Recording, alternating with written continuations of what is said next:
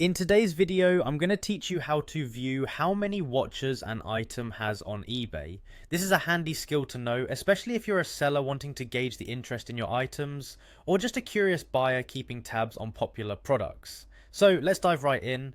First, you'll need to open your web browser and head over to the eBay website. Once you've got the page loaded up, make sure you log into your account if you're not signed in already. Logging in makes sure you have access to all the features eBay offers, including viewing how many people are watching a particular item.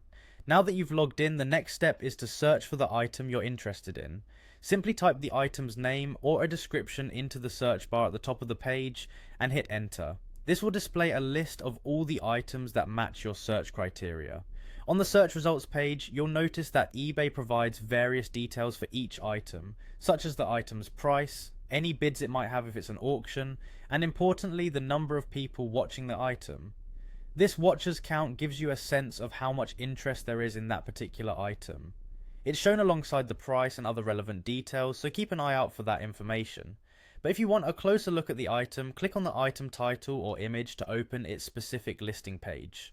This page gives you a more detailed overview of the item, including descriptions, shipping details, and seller notes.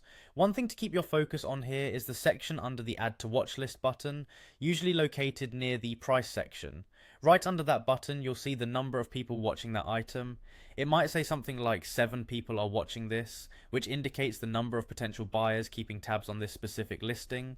Understanding how many watchers an item has can be a valuable insight, especially if you're a seller aiming to strategize your listings or promotions.